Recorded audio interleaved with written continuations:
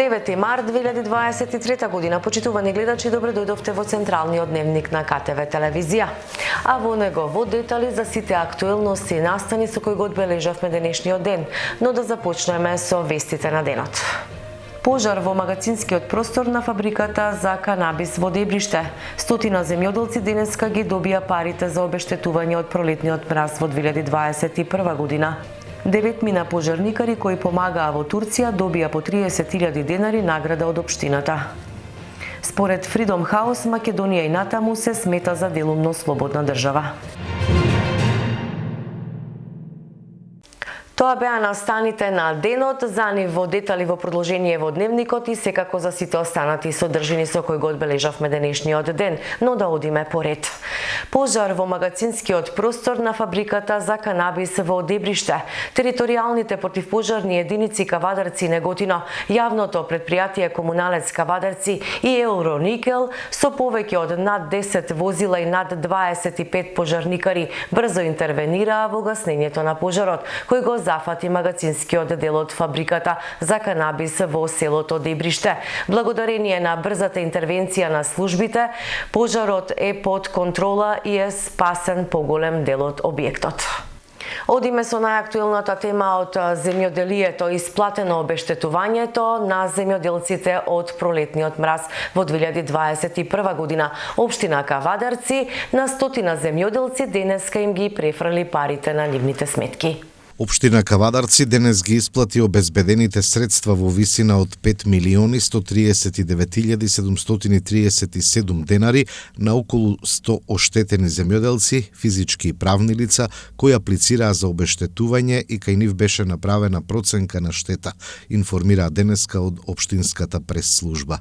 Овие земјоделци во месец април 2021 година, односно на 8, 9 и 10 април, подрачјето на Општина Кавадарци со населените места Ваташа, Возарци, Марена, Грниково, Глишик, Сопот, Шивец, Бошава, Дреново, Ресава и Раец, го зафати елементарна непогода предизвикана од дејство на пролетните ниски температури, проследени со мраз и слана, кои предизвикаа штета од мрзнење на повеќе видови земјоделски култури.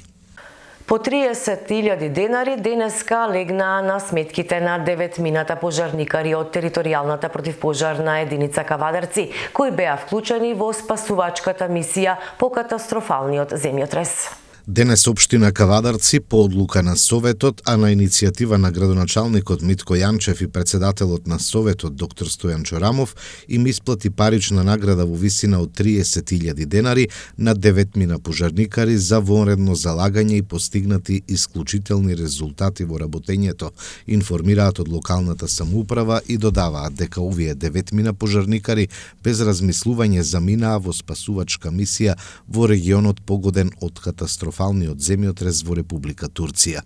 Момци, уште еднаш ви благодариме за вашиот труд и пожртвуваност, што достојно ја представивте нашата општина и вредностите на солидарност и хуманост, постапувајќи со професионализам, помагајќи на нашите пријателски народи кога тоа е најпотребно, им порачаа на пожарникарите од Општина Кавадарци.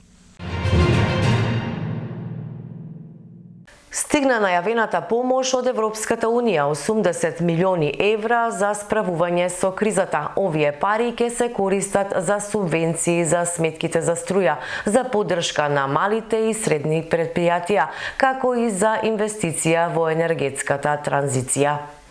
Минатата година во месец октомври, председателката на Европската комисија Урсула фон дер Лејен при посетата на нашата земја порача дека Европската Унија ќе биде покрај Северна Македонија и заедно ќе ги надминеме предизвиците од најголемата глобална економска и енергетска криза предизвикана од воената агресија врз Украина.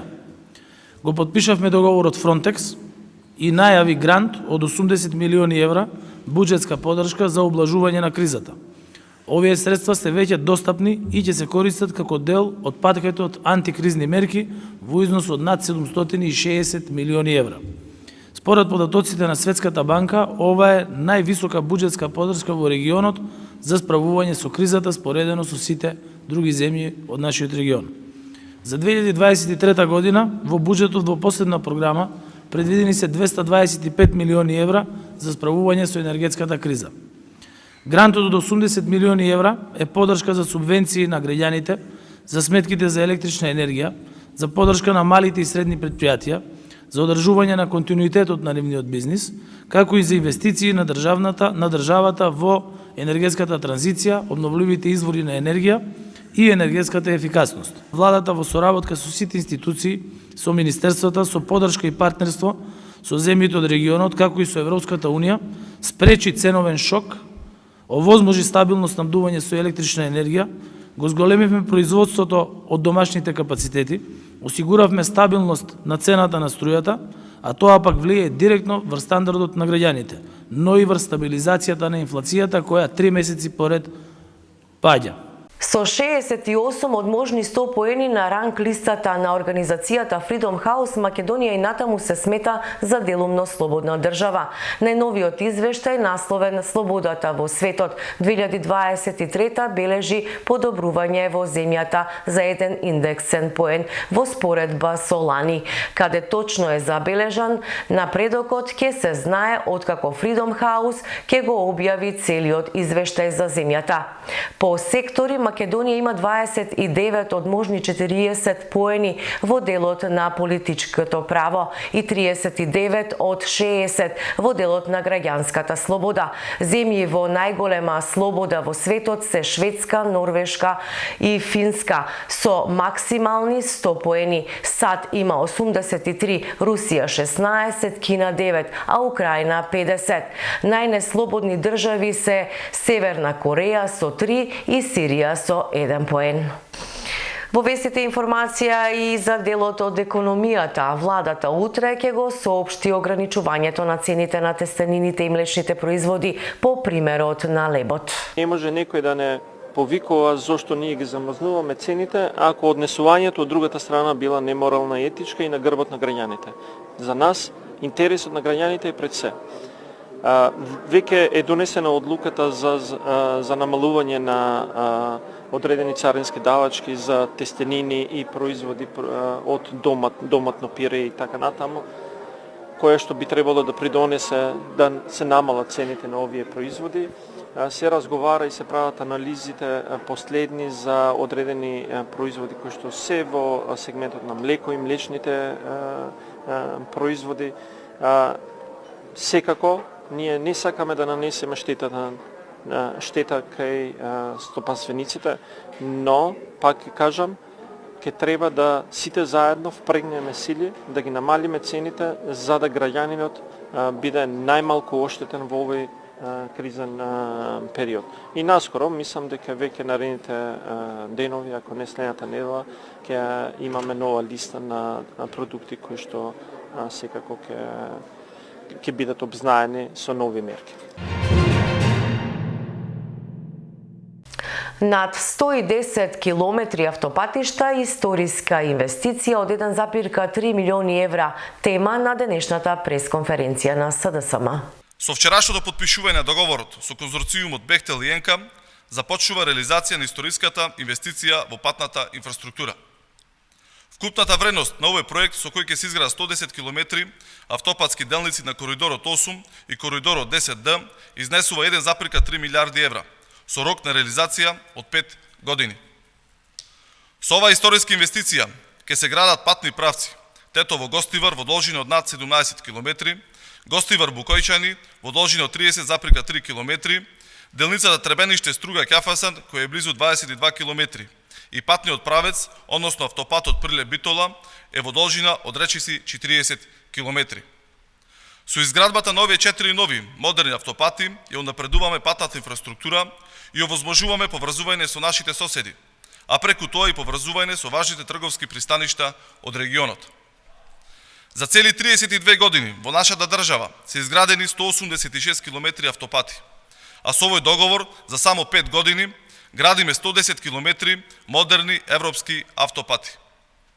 По меѓувреме се градат и рехабилитираат експресни, магистрални и регионални делници низ целата држава, а во тек е изградбата и реконструкција на дополнителни автопати во должина од 59 километри.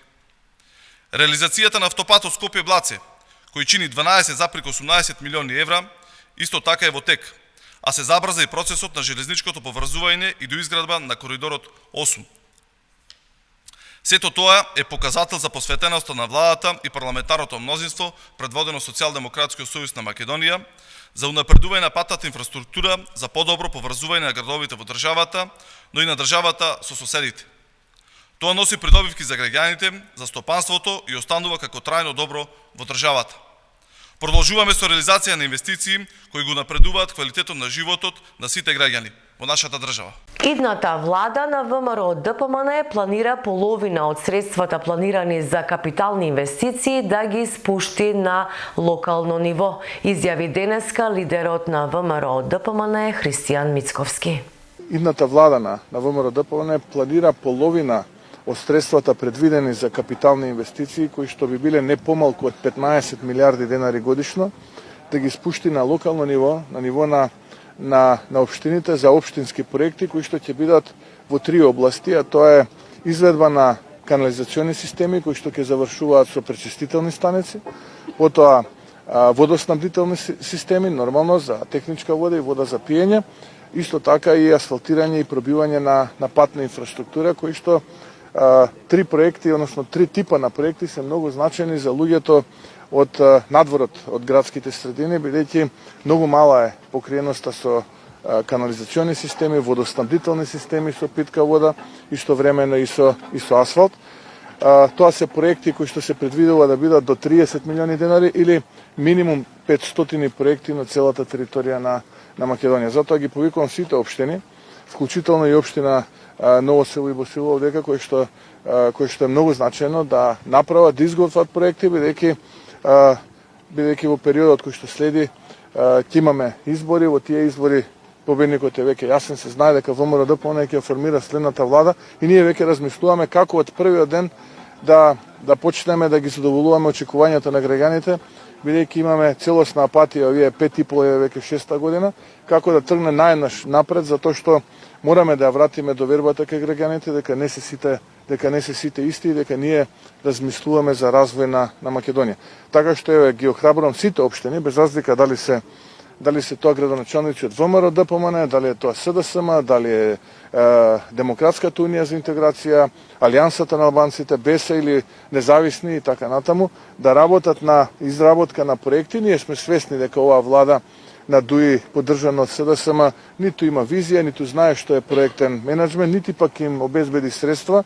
Знаеме дека се притиснати, се кратат дотациите, се уценуваат за обезбедување, вработување во градинки, во училиште и така натаму. Свесни сме за сето тоа и не очекуваме ништо, но ние веднаш по превземањето на владата планираме еден робустен чекор, голем чекор во насока на инфраструктуризација на Македонија во делот на канализацијата, обезбедувањето со пречистителни станици се разбира на крај, обезбедување на питка вода за пиење и техничка вода, односно водоснабдителни системи и пробивање на патишта, а и истите тие да бидат асфалтирани.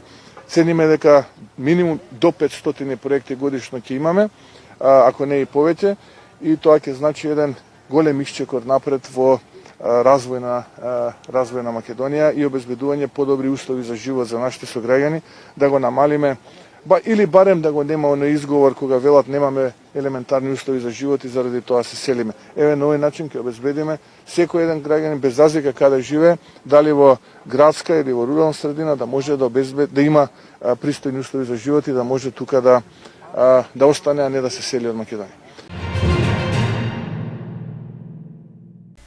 Во дневникот одиме и со информација од образованието. Се подготвува ново законско решение за повисок квалитет и навремена набавка и испорака на учебниците, велат од МОН. Во моментов се изготвува првата нацрт верзија на новиот закон за учебници во основното и средното образование, на кој што работи група составена од представници на повеќе институции и чинители на воспитно-образовниот процес, информираат преку соопштение од Министерството за образование и наука. Оваа иницијатива на Министерството и педагошката служба со единствена цел да се унапреди квалитетот на содржината на учебници, да се намали веројатноста за појава на грешки од различна природа во содржината и во исто време да се поедностави процесот на набавка и навремена испорака до училиштата. Потребата од ново законско решение во интерес на образовниот систем и квалитетот на воспитно-образовниот процес во државата е повеќе од очигледна, поради неопходноста од поставување на повеќе дополнителни филтри за контрола при изработка и одобрување на содржината на учебниците, но и изнаоѓањето начин за потикнување на што поголема конкуренција, односно поголем број автори со своји ракописи, како и рецензенти за одобрување на ракописите да се пријавуваат на јавните огласи. Во новото законско решение ќе бидат интегрирани сите конструктивни предлози што од јануари пристигнаа на адреса на МОН, кога беше повикана јавноста да даде забелешки и сугестии на постојното законско решение, што е основа за изработка на ново подобро решение. Јавната дебата ќе продолжи со проследување на нацрт законското решение до влада, од каде ќе биде објавено на ЕНЕР системот, а потоа и проследено до собранието на финална дискусија и конечно усвојување, се вели на крајот во соопштението од Министерството за образование и наука.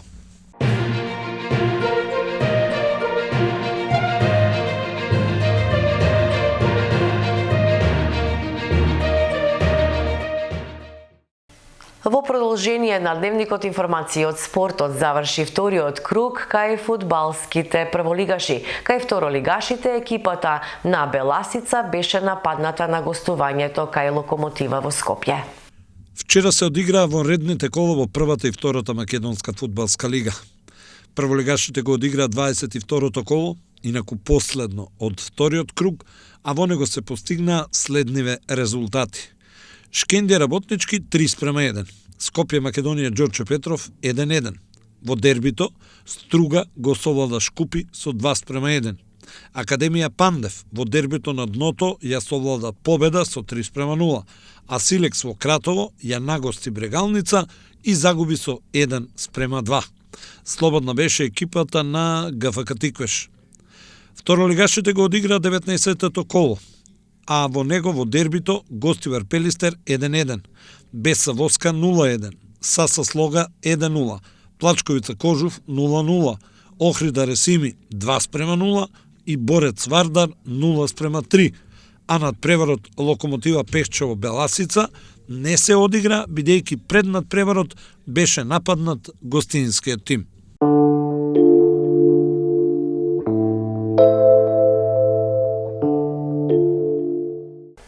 И пред самиот крај на дневникот информации за тоа какво време не очекува. Претежно облачно со повремени врнежи од дожд. Наместа врнежите ќе бидат поројни, проследени со грмежи и засилен ветер над 70 км на час, локално и во форма на невреме. Температура до 17 степени. Почитувани гледачи, ова беа темите со кои го заокруживме овој 9 март 2023 година. Останете и понатаму со КТВ телевизија и имајте убави мигови.